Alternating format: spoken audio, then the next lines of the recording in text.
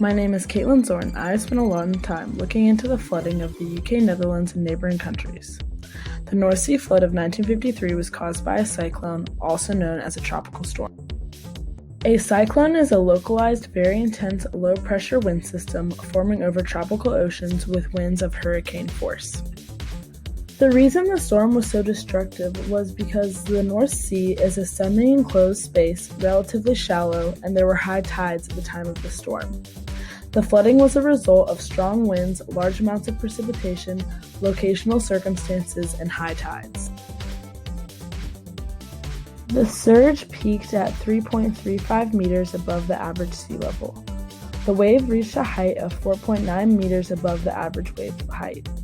The Netherlands experienced 400,000 acres of flooding, and eastern England experienced nearly 180,000 acres of flooding. France, Belgium, and Denmark were also affected by the flooding. Because the countries were still recovering from the effects of World War II, their defense mechanisms were limited and weak. Flood barriers and coastal defenses were limited, which resulted in more flooding. The combination of events that led to the massive storm are likely to reoccur. Climate change is resulting in the rising of sea levels and more frequent and severe storms. Climate change also resulted in the disappearance of a glacier sheet in the western part of the Netherlands and southeastern part of the UK, which caused the two countries to settle lower, therefore they're more susceptible to flooding. The flood caused 1,835 people from the Netherlands to lose their lives, 307 people from the United Kingdom, 30 deaths in Scotland and Belgium, and 230 people died from vessels at sea.